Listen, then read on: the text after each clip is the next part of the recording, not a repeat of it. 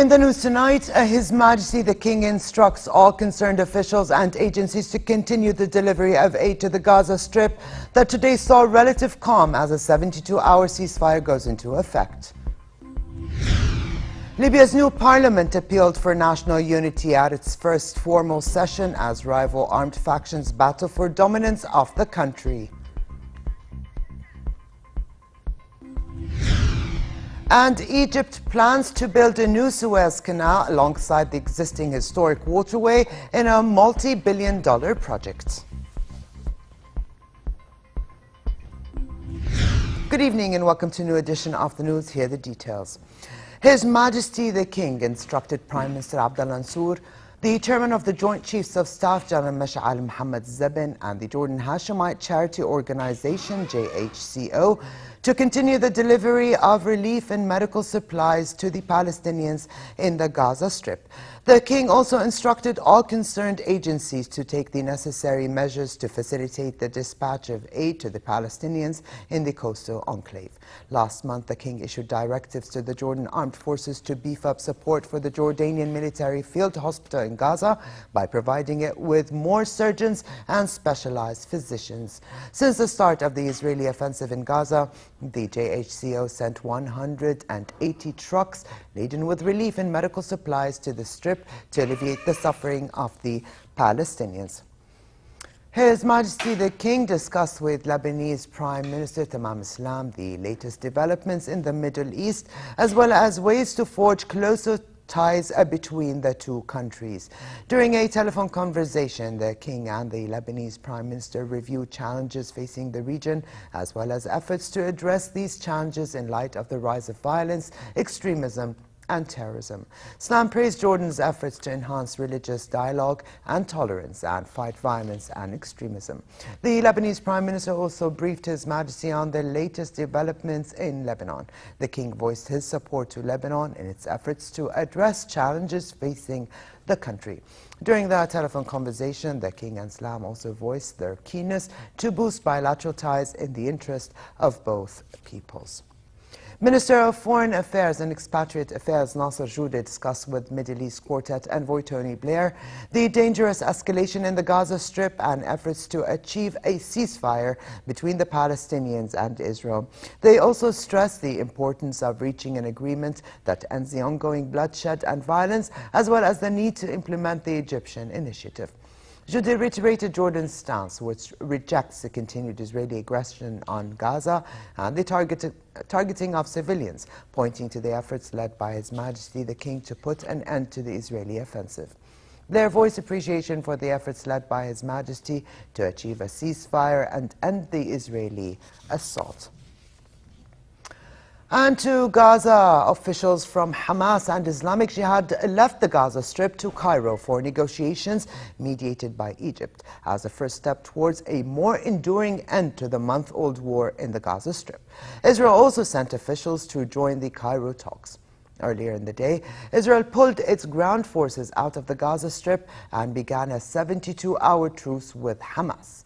In Gaza, where some 500,000 people have been displaced by a month of bloodshed, some residents trekked back to neighborhoods where whole blocks have been destroyed by Israeli shelling, and the smell of decomposing bodies filled the air. Here's more.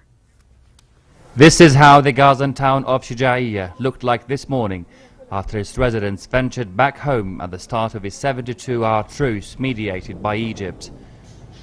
Ahead of the truce, Israeli armor and infantry left Gaza, with military officials saying their main goal of destroying cross-border infiltration tunnels had been completed.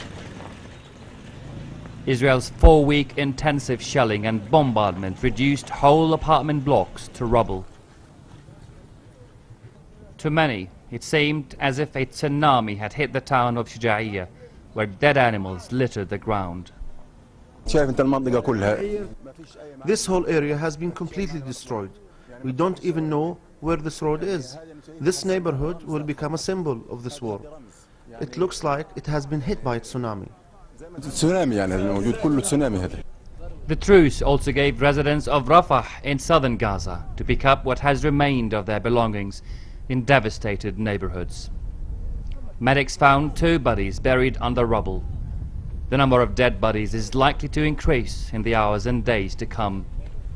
Meanwhile, the International Committee of the Red Cross President, Peter Mora, visited the Gaza Strip, saying he was shocked at the devastation and frustrated that his organization could not do more to protect civilians. I started with a tour of Shujaya neighborhood, where I saw a whole neighborhood in rubbles and buildings destroyed beyond repair. Mara continued his visit at the Al-Efishat hospital in Gaza City, which has been treating scores of wounded civilians. I came to this hospital, and this hospital hosts at the present moment victims who have been in these buildings before, living a normal life. And I've seen the injuries of the warfare of the past weeks here. And this leaves me with a deep feeling of shock and being shaken by what I have seen, by anger and frustration also about the fact that we were not able to prevent what was happening. And as the Israeli military offensive in the Gaza Strip entered its fourth week, Palestinians in the impoverished enclave are struggling to meet their most basic needs. Long queues formed at a bakery in Gaza City as residents waited to purchase one of the few sources of food still available to them. Residents also say they were lacking other basic amenities such as electricity and water. The war on Gaza has killed 1,867 Palestinians, most of them civilians. Rad for the news at 10. And most of those killed in the war on Gaza were children. In Geneva, the United Nations Children's Fund, UNICEF, said the destructive effect of Israeli onslaught on the besieged Gaza Strip defies description. UNICEF officials said rebuilding children's lives would be part of a much larger effort to reconstruct the Palestinian enclave once the fighting has stopped for good. UNICEF estimates about 373,000 children have had some kind of direct traumatic experience and require immediate psychosocial support.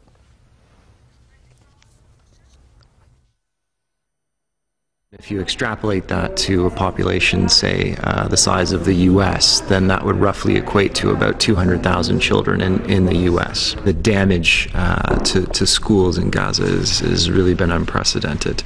I think it's over 140 schools so far in Gaza have been damaged or completely destroyed in less than a month.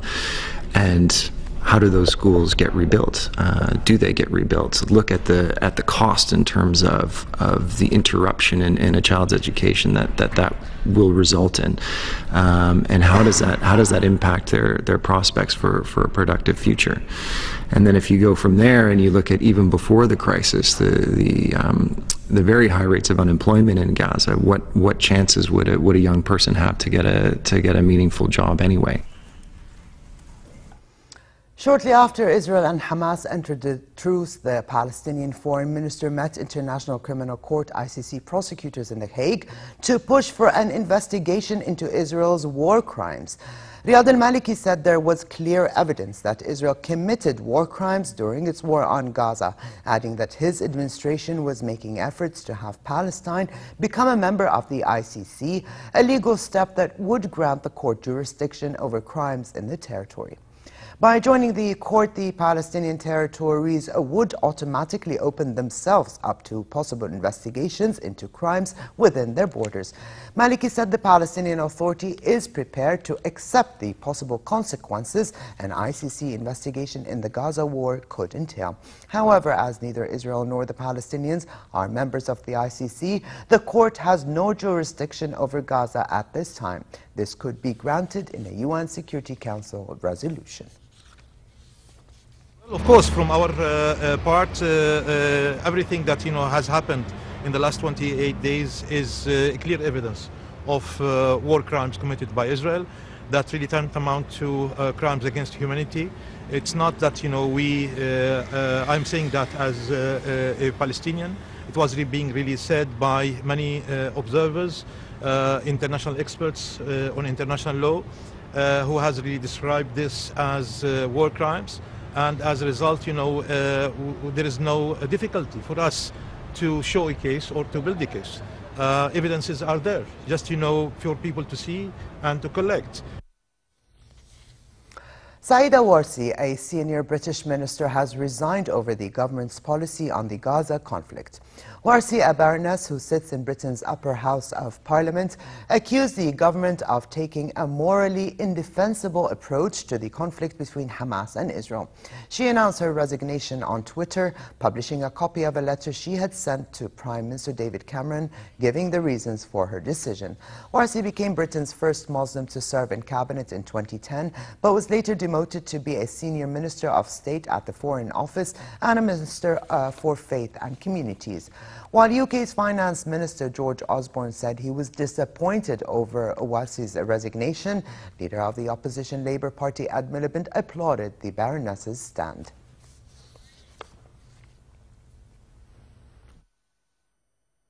Well, I think Saeeda Warsi has acted with principle and integrity today. I think people around Britain have been shocked by the casualties and suffering that we've seen in Gaza. And I hope that David Cameron will reflect on what she says in her resignation letter and change his approach. Back here at home, Prime Minister Al-Efishat attended the signing of a memorandum of understanding between the Civil Service Bureau and the Saudi Ministry of Civil Service. The agreement aims to boost cooperation between the two sides in the fields of administrative development and civil service. It was signed by Saudi Minister of Civil Service Abdulrahman bin Abdullah Al-Barrak and Director of Jordan's Civil Service Bureau Al-Efishat. Al-Efishat highlighted the strong ties between Jordan and Saudi Arabia and said the kingdom was keen to develop human resources and education as well as joint programs. The Saudi minister voiced hope that the agreement would contribute to forging closer cooperation between Jordan and Saudi in the civil service domain. Under the MOU, both sides will conduct joint studies in the civil service area, exchange visits between experts, and form a working team to put in place plans and programs to implement the agreement. In Lebanon, a 24-hour ceasefire was agreed to halt fighting between the Lebanese army and militants who seized the border town of Irsal, north of the Beqa Valley, this weekend. A security source said the ceasefire aimed to allow time for a mediator to investigate the fate of 22 soldiers missing. At least 16 Lebanese soldiers were killed in the fighting. Earlier, the militants released 3 policemen they had been holding in what one militant described as a goodwill gesture. And in the northern Lebanese city of Tripoli, militants opened fire on a bus carrying soldiers, wounding at least 6. Gunmen had also fired on several army positions throughout the port city overnight, killing an 8-year-old girl. Gunmen blocked several roads in Tripoli today, and most shops were closed and the streets empty. Libya's new House of Representatives elected Aqila Saleh Isa, an independent lawmaker from the eastern town of Al-Qubba, as its president after its first formal meeting in the city of Tobruk. Saleh Isa is seen as a legalist and has held many posts in the judicial sector at the time of Muammar Gaddafi. Elected in June, the House of Representatives replaces the General National Congress in a country where rival militias have turned its 2 biggest cities to battlefields during 3 weeks of fighting. The new parliament called for national unity at its first formal session in a bid to stop rival armed factions battling for dominance. Out of 188 elected lawmakers, 158 were sworn in during the session today.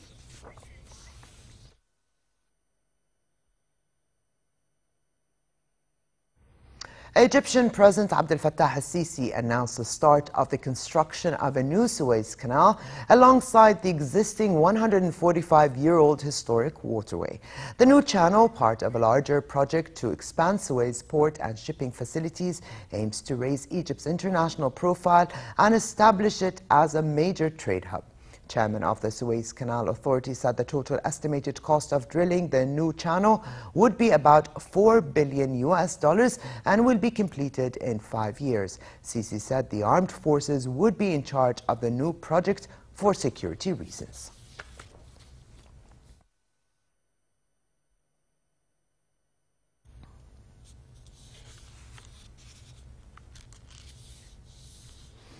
American art went on display across the United States in the largest outdoor art show ever, aptly called Art Everywhere. The art will be seen on streets and buses, at airports, and on billboards in all 50 states and districts of Columbia. 5 museums across the country contributed works of art, and the public voted and chose their favorite 50. Edward Hooper's Lonely Night Hawks, Thomas Moran's epic Green River Cliffs, Wyoming, Andy Warhol's Campbell's Soup Can, and Chuck Close's portrait Phil are among the 58 classic and contemporary works on display. The U.S. version of Art Everywhere coincides with the UK Summertime Art Everywhere project, which is now in its 2nd year. And like in the UK, the U.S. art show ends on the 31st.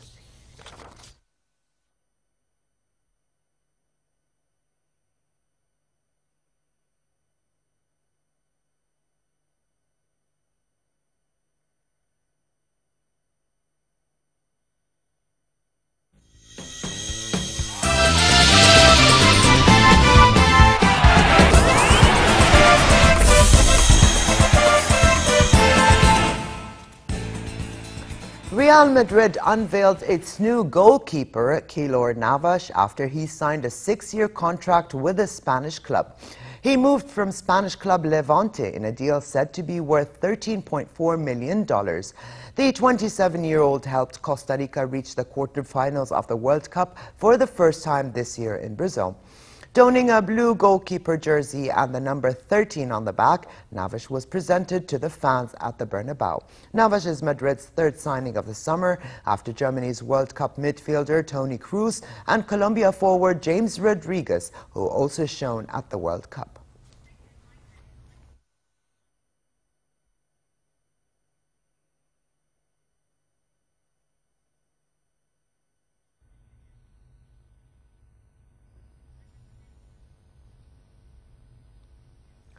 Also in Spanish football news, Spain midfielder Xavi announced he is retiring from international football. The 34-year-old Barcelona player made the announcement at a news conference, saying that he would continue to play on at club level with Barca, but from now on will only be a fan of the Spain team. Xavi is one of the most decorated footballers of all time, who defined the nation's spectacularly successful tiki-taka possession-based playing style. He represented his country 133 times, a record for an outfield player, and only bettered by goalkeeper and captain Iker Casillas.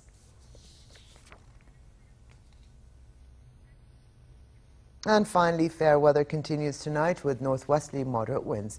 Tomorrow, moderate and partly cloudy weather prevails in most parts of the country, while winds will be northwesterly moderate to brisk. The Gulf of Aqaba should expect hot conditions with northerly moderate winds and slightly choppy seas. Here now is a look at temperatures forecast for tonight and tomorrow.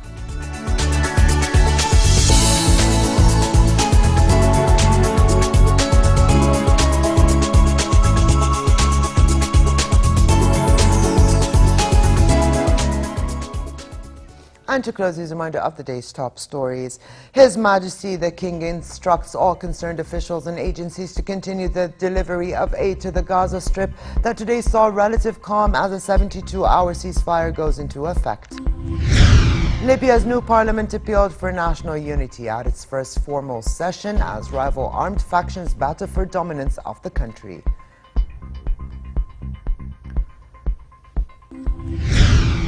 And Egypt plans to build a new Suez Canal alongside the existing historic waterway in a multi-billion-dollar project.